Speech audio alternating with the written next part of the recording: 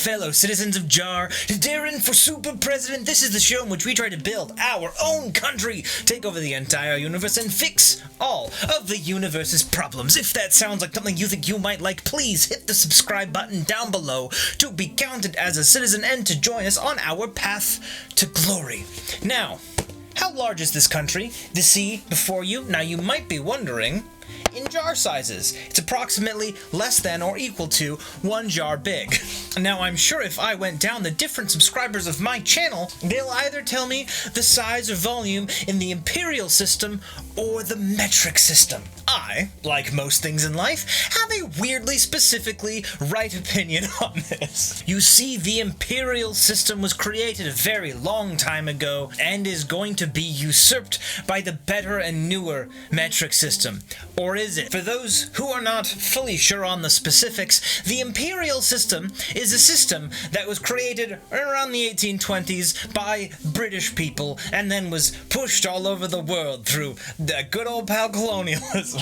Later on, the French came along, not happy with what Britain has done, as usual, and decided that they are going to create their own system. That instead of chopping things up by stuff like furlongs or yards, which may as well be cubits, which is the old Egyptian, like, forearm thing, you might as well go with something that's the same everywhere. Round. And 10, a number of which fingers you have 10 of, makes perfect sense. And then we got into this horrible situation in which not only do countries pick one or the other, they also don't apply them universally. If you live in Britain, you can tell somebody how tall you are in meters. I live in Canada, and I can't, despite the fact that we use metric. Ish. And Britain uses metric ish too. And the States uses definitely imperial, except for sometimes. They aren't super consistent on things. Because if you think about it, even American money is kind of a metric way of doing money. The old British pound is not 10 pence. That's not how that thing works. Now, there are arguments for and against moving everything to the metric system, and I have an argument that I've never heard anyone say before. The people who are saying you should move to metric say that it's a scientific, wonderful science thing, because you can measure everything perfectly and effectively. You never have to wonder about how many of units go into the next unit. You just follow the prefix system down to the end of time, and then you can go through and break it up by bits and pieces of tens. And then the Imperial people will say, I've been doing a system, I don't want it to change. Typically it's about resisting change, not actually about the merits of the Imperial System. Now, I have heard people talk about the merits of the Imperial System. It has two rather wonderful merits, actually. One, then we're going to go nerdier today, is that it's not base 10, which basically means things are bundled by 10. The problem with base 10 is that it creates a lot of decimals. If you have ever been in a math class around a certain grade, they keep changing what grade they teach it in, so I don't know which grade it is nowadays, you will know that 12 is a wonderful number, because if you take 12, you can divide it up wonderfully. 10 is divisible by 1, 2, 5, and 10, which is great and all, but 12 is divisible by 1, 2, 3, 4, 6, and 12, which is more numbers. And as we all know, more means better.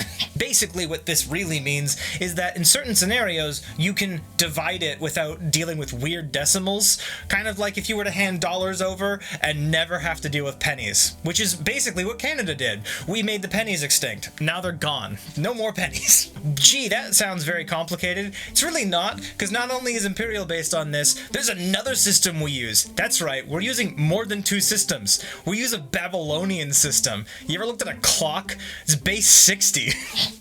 There's 60 divisions, 60 minutes in an hour. You have 24 hours in a day, which is 2 times 12, and everything divides up. You can go, I'll talk to you in a quarter of an hour. You won't go, I will meet you in 1.287 hours on the third cockerel's cry. So when you don't have the infinity calculator on you at all times, it makes things fast and easy. Now, some could argue that the whiny infinity calculator existing means that we don't have to deal with this anymore, but I appreciate the niceness of it. Also, 12-wise, 1, 2, 3, 4, 5, 6, 7, 8, 9, 10, 11, 12, and a wonderful little thing to count with.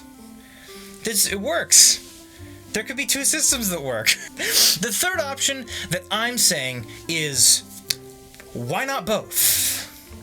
Not a mix, not one, not the other, fully of both. This is my issue. Why, when you are watching a piece of 1920s American media, are you going to go, oh, they didn't say the temperature in that movie in Celsius? I guess I will never know what temperature it was. This way, in the next Avengers, when Thanos version 2 turns around and go, wow, this room is a balmy 76 degrees, you will actually know that that means uncomfortably warm, but not too uncomfortable. So you won't be naked or anything, but if you wore this shirt, you would be mad. Then you would want to turn the thermostat down. There's no arguments with the people I live with. Just forgetfulness about what temperature we're currently at. It's nice today. The air conditioning is on because the outside world is the fire sun and the inside world is the air-conditioned zone, where it should be, in my opinion. Imagine you're doing a piece of something and you're making a science telescope, the big ones that see black holes and stuff, and you look at it and then you forget to accidentally convert between something. So I understand. Science has basically said their metric at this point. I get that. But housing has basically said it's imperial. It's all in inches. This is the problem with systems. They're ingrained into our history. Boy, you gotta love those zombie movies where they walk around with the 38 by 89 millimeter planks of wood so they can hit things with it. No, that's...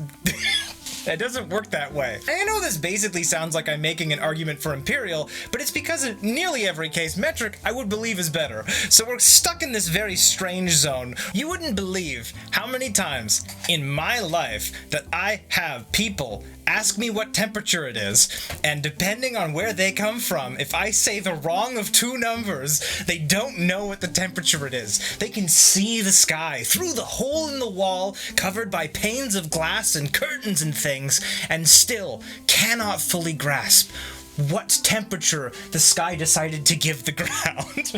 I think we should just use every system. Why not tell me what day it is in metric? Why not tell me the temperature in Kelvin? I'd love to have a Kelvin thermometer that just reports really high numbers all the time, so we... Oh, it's only 278 degrees Kelvin outside. How wonderful. I don't know what that is. I should learn Kelvin so that I'm more correct than everyone else. Hello, Mr. Fly. I don't know if Mr. Fly was in the frame. He's been here today. I'm not a fan. Welcome to another day of chaos energy. This has been your super presidential candidate Deron signing off for Saturday. That's the day that we're in. That's the day we exist in. Saying welcome to Jar. Jar takes all kinds. You are family now. Please join us this week and every week. We go up every single Saturday and Monday and Wednesday. Don't forget to check down below in that description for links to fun things. And I will leave you, as always, in the viewer submitted conlang for Jar, the viewer submitted motto for Jar, which is Mam Donapaman Lem. Miu Donapaman Eia Liita. Miu Mam Liita. See you Monday. It's the Monday one. And this episode is brought to you by Luke. And also by Rachel.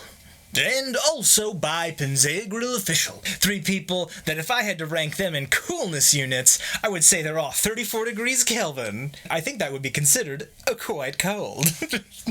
Thank you.